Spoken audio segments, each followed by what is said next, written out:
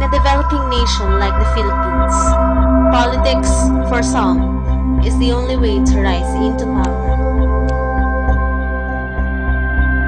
But many Filipinos who strive to enter the political arena cannot do so.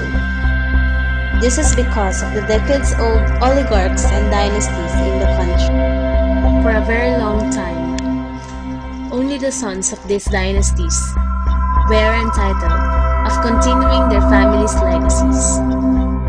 During the late 80s and early 90s, however, women started rising into power. Countless women have competed and succeeded in acquiring electoral posts. The picture of a modern, independent, and empowered Filipina is seemingly formed through these women.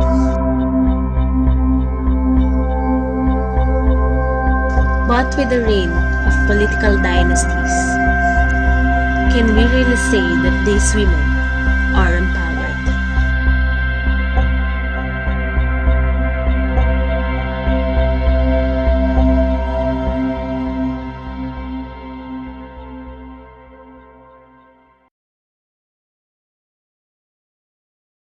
Being in a patriarchal society, women in the Philippines has been considered a minority since the Spanish regime. Only men were allowed to enroll in school and to participate in political discussions. If Filipino men, or more commonly known as Indios, were discriminated during the Hispanic colonization, Filipino women were more looked down upon. Women were officially given the ticket to participate politically when they were allowed to vote in 1937. Under the 1935 Constitution, it was stated that women will only be given the right of suffrage if 300,000 women will vote for it during a national plebiscite. The Filipino women succeeded with over 447,725 votes.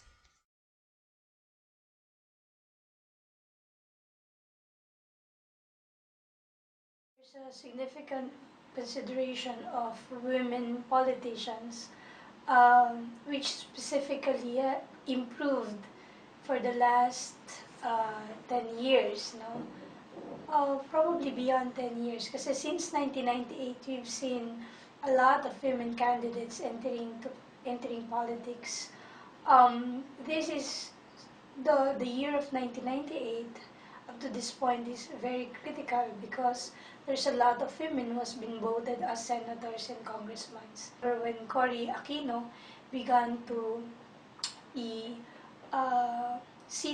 began to sit as a president, no, there was an opening. The political force, the Congress specifically, and other political positions were open to women.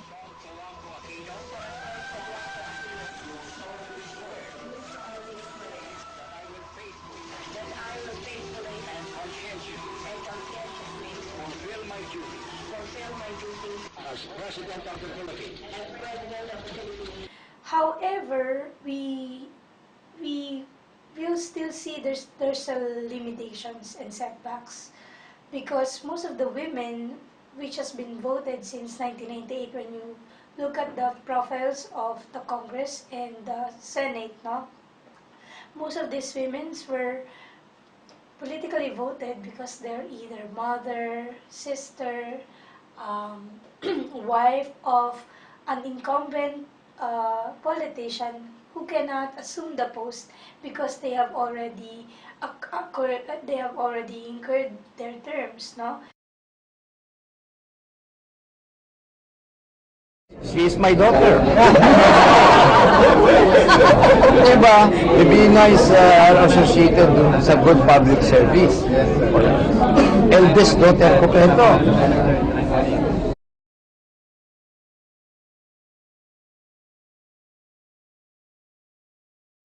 I wouldn't wouldn't say that because they also have a choice, no? They could also, I think they would also have power. So, in such a way, hindi naman talaga sila sobrang disempowered. However, you are still working within the realm that you are still working within a structure which is a very, very patriarchal, no? For which women's interests can be voiced out or can even be um, uh, tackled in Congress, no? Yung RH bill, napakalaking ano niyan, napakalaking usapin na ngayon, seemingly dahil nga rin merong pagpupursige, no? Yung ilang mga mambabatas na nagtataguyod ng karapatan ng mga kababaihan, no? Pero not all of them would pursue RH law, no? RH bill. I wouldn't say that they're disempowered totally, but since you are working within a very patriarchal structure, their actions could be very, very limited. Their advocacies could be very, very limited as well. And the configuration of the Senate and the Congress still is very much macho, no? Karaniwan pa rin mga kalalakihan. 3/4 of the Senate is still men, no? So, in that sense, hindi pa rin natin makita talaga na equally represented yung mga babae and their issues are truly or genuinely represented, given that, you know, the women who have been voted are not really advocating women's interests. Women, I think one of the most prominent advances of women would be the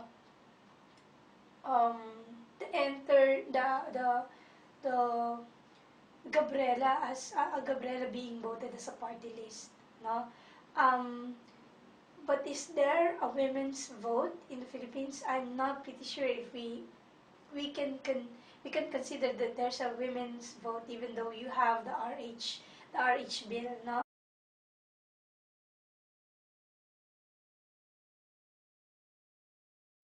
The kind of democracy that we have needs to be rethink. The kind of political representations that we have needs to be, I guess, needs to be changed. No, the way we conduct our democracy right now doesn't really favor middle class and doesn't really favor the lower class. It doesn't really favor the women. Doesn't really favor the young. In that said, I think the very structure that we have needs to be changed. As we approach the 2016 elections, our call for a genuine representation of women who were elected because of their own accomplishments and abilities, not because of their family names, continues.